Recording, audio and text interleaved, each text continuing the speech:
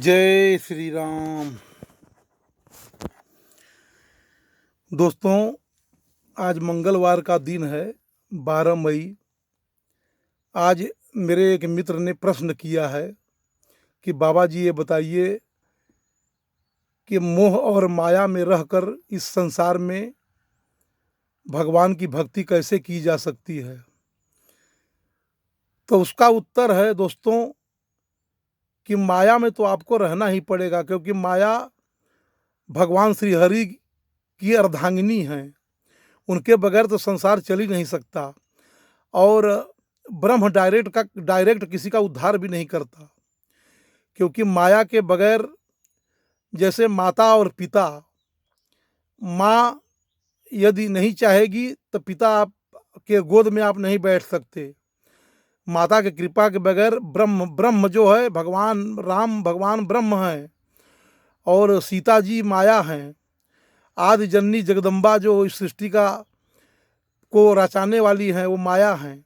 तो माया में तो हमें रहना ही पड़ेगा। माया में रहकर जब तक माया की दृष्टि हमारे शरीर पर नहीं पड़ेगी, तब तक ब्रह्म हमारा उद्धार कर भी नहीं सकता। उसका प्रमाण है दोस्तों, आप त्रेता युग में जाइए। मामा मारीच ने सोचा कि एक बार मैं इतना दुष्कर्म कर रहा हूँ, तपस्या भंग करता हूँ, ऋषियों को सताता हूँ, तो भगवान राम आए हैं, क्यों न हमारा उद्धार कर दें।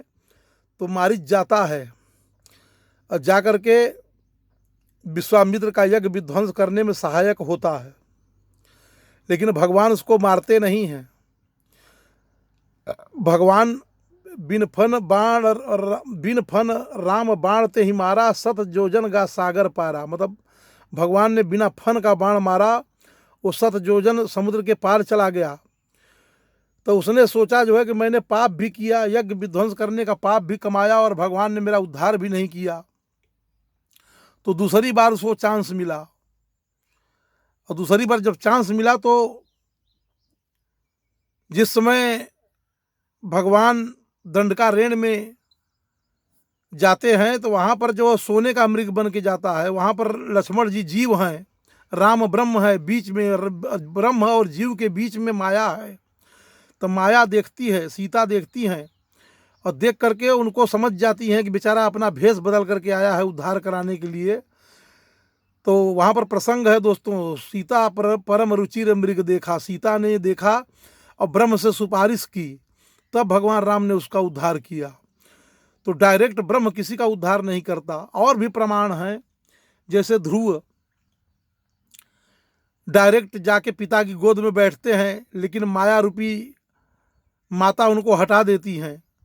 फिर दूसरी माता उनको बोलती हैं कि अगर ईश्वर की गोद में तुम्हें बैठना है तो भगवान का तपस्या करना पड़ेगा, तप करना पड़ेगा। तो माया की प्रेरणा से ही ध्रुव कहलाते हैं। बिना माया की प्रेरणा से आप ब्रह्म का साक्षात्कार नहीं कर सकते। ब्रह्म का साक्षात्कार अगर करना है तो माँ के नज़दीक जाना ही पड़ेगा। ये संसार माया का संसार है। जननी जगदम्बा, ये सृष्टि जो है उन्हीं की देन है, और ये हमारे प्रभु की अर्धांगिनी है। तो बिना इनके सुपारिश से ब्रह्म हमारा उद्धार नहीं कर सकता। इसलिए इस संसार में और माया का एक बेटा भी है जिसका नाम मोह है। ये बेटा हमेशा भटकाने के चक्कर में रहता है। मोह सकल व्याधिन कर मूला। मोह जो है सकल व्याधियों का मूल है। हमारी जो जितनी भी व्याधियां हमारे अंदर हैं, उसका मूल जड़ जो है मोह है। क्योंकि आप देखते हैं संसार में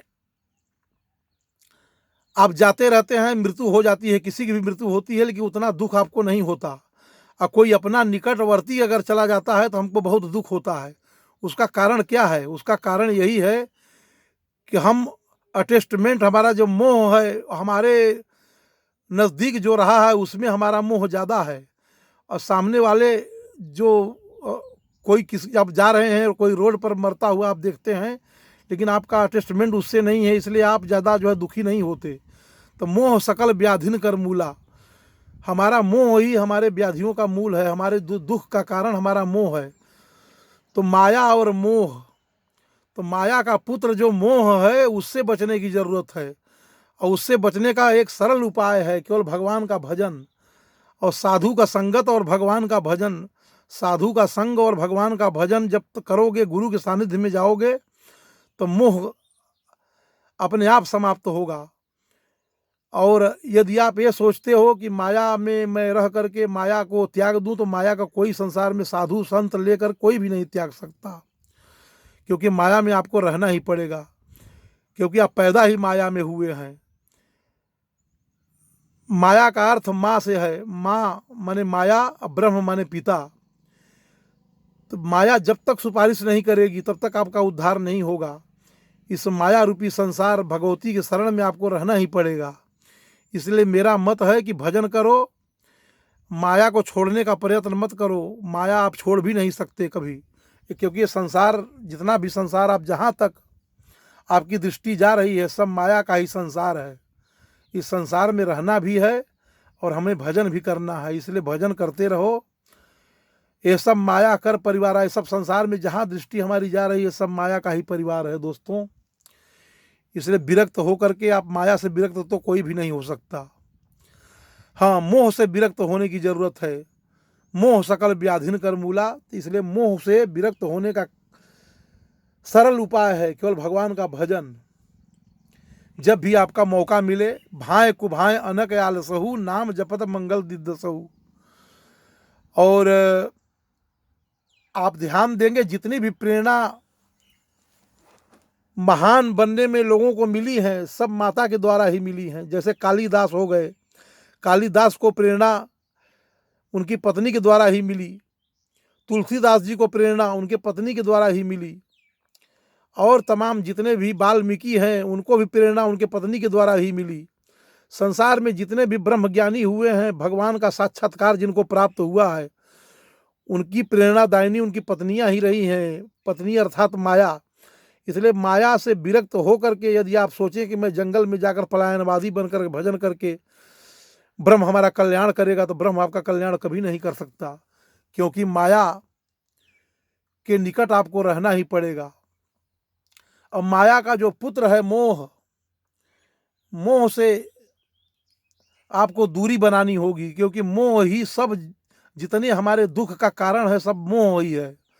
तो मोह को छोड़ो, लेकिन माया को छोड़ने का प्रयत्न मत करो। जय श्री राम, संकट मोचन जय हनुमान। आज का यही संदेश है। जय सिया राम।